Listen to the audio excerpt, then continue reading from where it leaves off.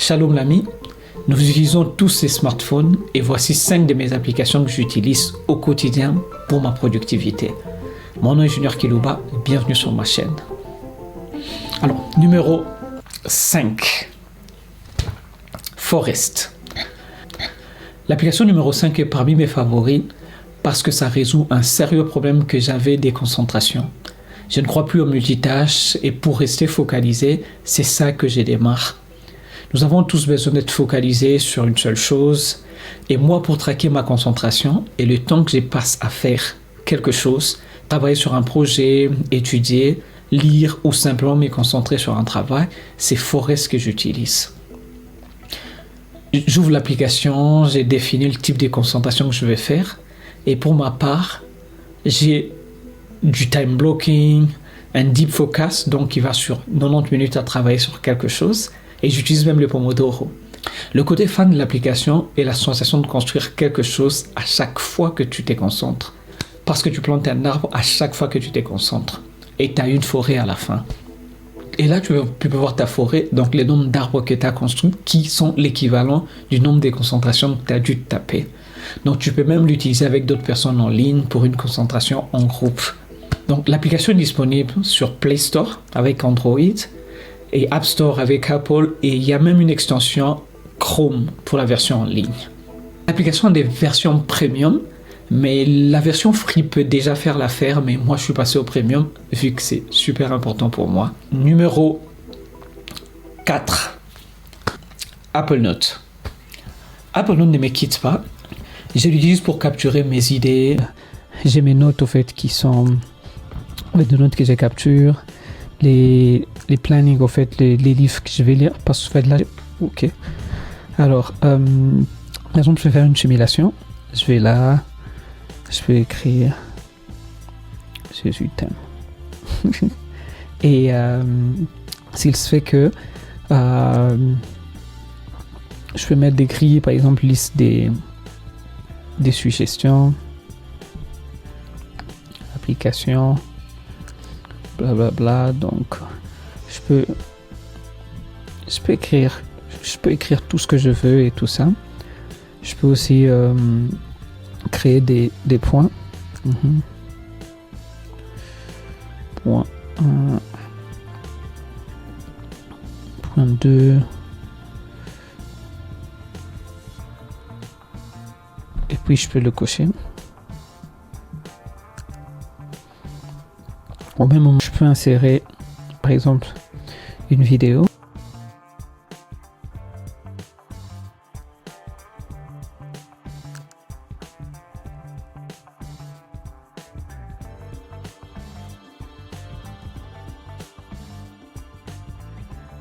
Je peux scanner du document. Par exemple, là.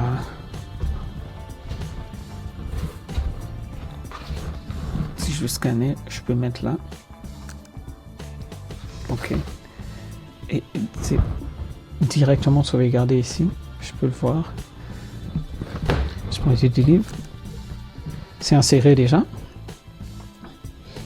Et ce que j'aime le plus, c'est comment scanner du texte. Là, je peux aller là. Ok. Insert. Tout comme je peux scanner ces textes. Ok. Insert. Je peux juste aller là. Voilà. Je peux cette fois-là prendre une vidéo en live, par exemple, ou encore une photo. Je prends les titres du livre. Je peux même dessiner.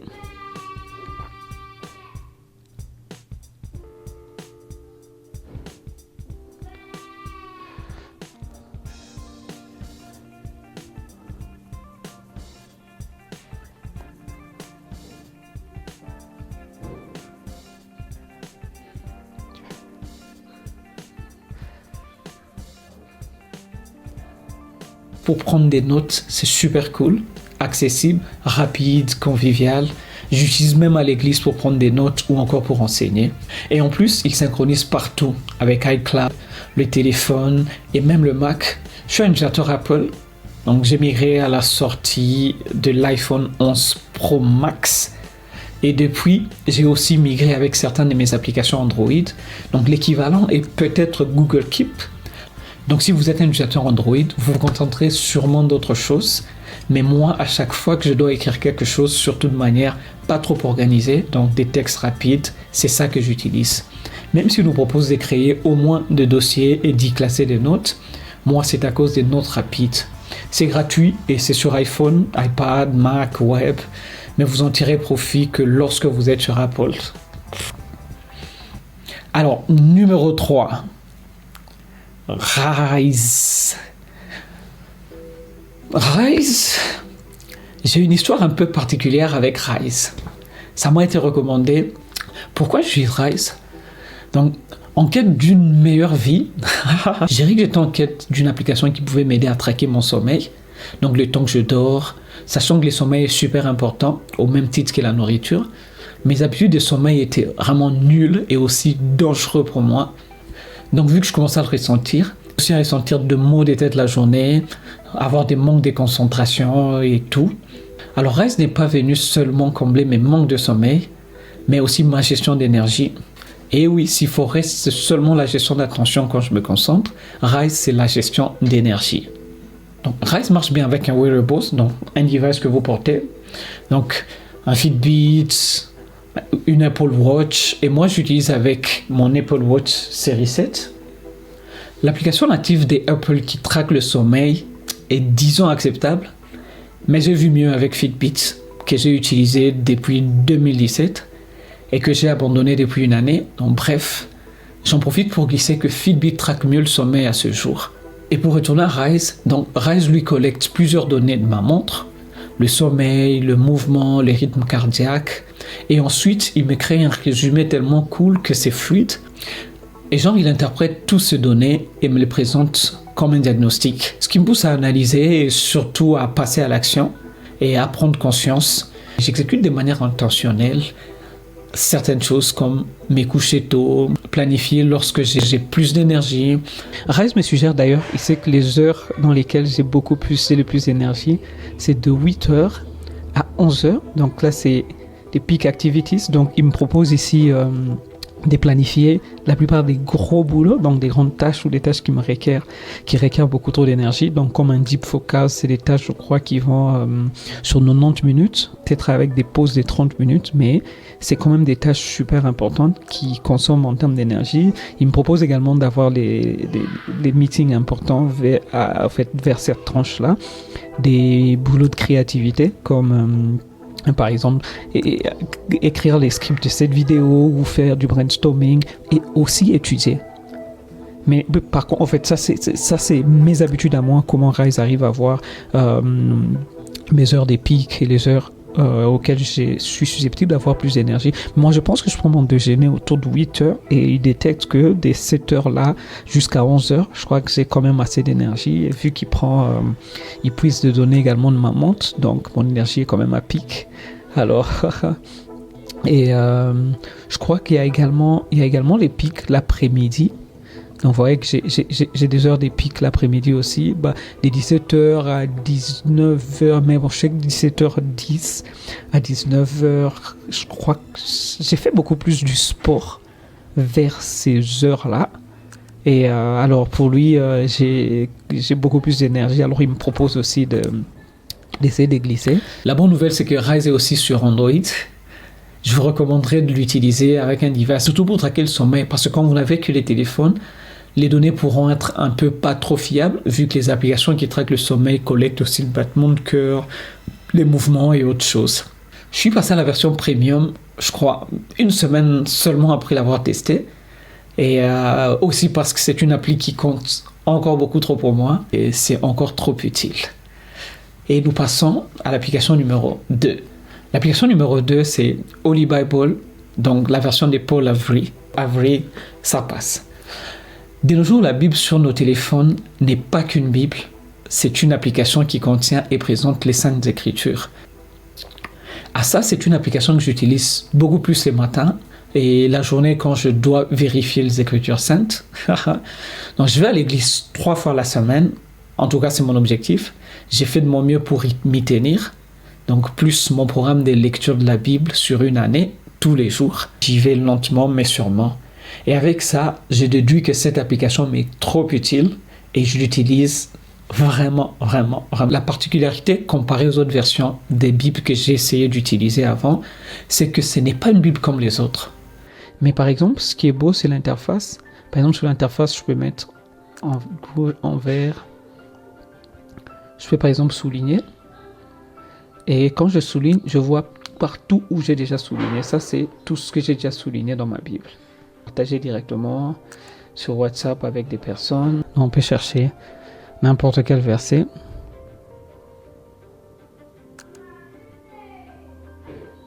Après la recherche de personnages, on a des Bibles.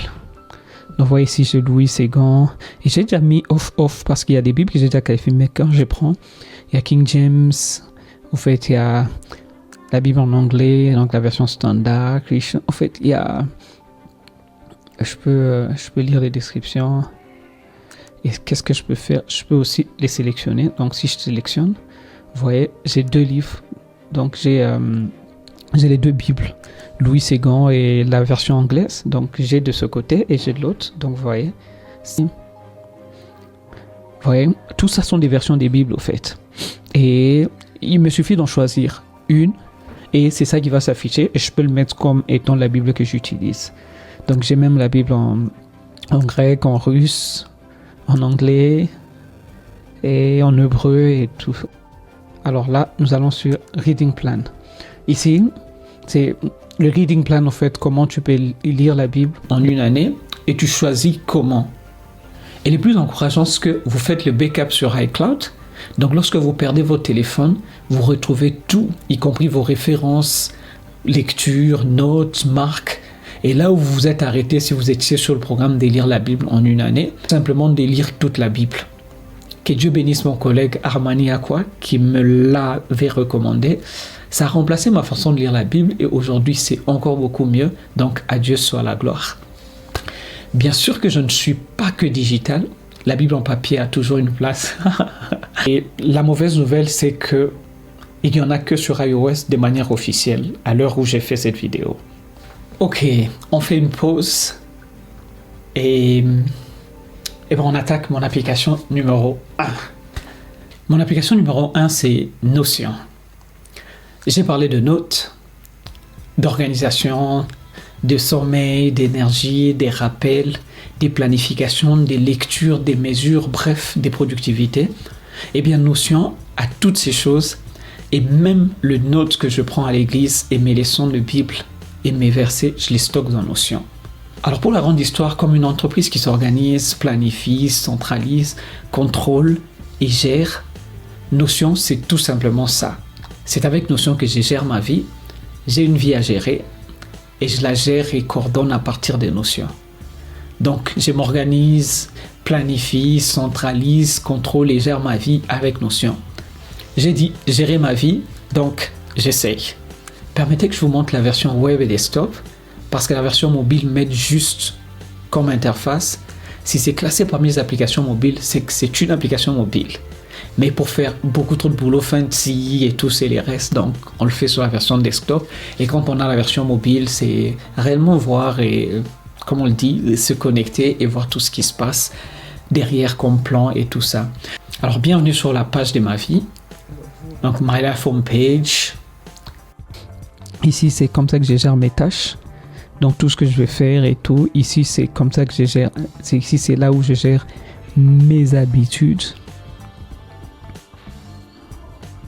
Ici, c'est comme ça. C'est là que je gère mes events. En fait, les événements. Ici, c'est là que je gère des projets. Ici, c'est là que je gère mes projets personnels. Et ici, c'est comme ça que je classifie les domaines de ma vie. Donc, par domaine de ma vie, vous verrez que dans des planifications simples, on vous montre toujours qu'il faut classifier. Donc, ici, vous planifiez selon en rapport avec votre carrière ou le business. Et moi, je préfère planifier mes lectures aussi, donc tout ce que j'apprends. Et il y a planifier mes finances, ma spiritualité, ma vie de couple, mon impact qui soit positif, donc en rapport avec la communauté. Et j'ai aussi ajouté maintenant comment planifier les amis et les membres des familles aussi, comme comment les appeler ou comment rester en contact avec eux. Et ça, c'est ma vie affective et tout. Et bon, j'ai planifié les fans aussi. Donc, c'est un peu comme planifier le loisir.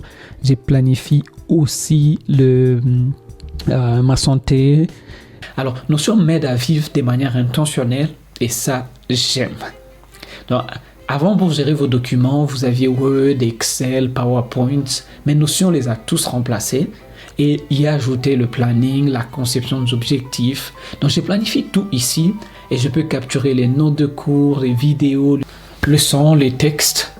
Alors, comment j'ai fait? Vu qu'une petite partie est capturée par Apple Notes, je me log sur Apple Notes en ligne. Et j'ai copié tout ce que j'ai capturé et j'ai mis sur Notion. Donc Notion, c'est comme mon encyclopédie à moi. C'est gratuit et c'est en français maintenant. Et la version gratuite offre beaucoup. Donc vous pourrez traquer vos projets comme une équipe. Vous pouvez déposer des commentaires sur le boulot, créer des notifications, gérer vos ventes, la liste de vos clients. Permettez que je ne sois exclusif par rapport à Notion parce que je les limite à moi et à ce que moi j'en fais. Mais c'est un all-in-one pour moi. Donc, je gère ma vie, mes business, ma productivité, ma créativité et même parfois ma vie professionnelle. Donc, aujourd'hui, vous avez des entreprises qui ont tout sur Notion.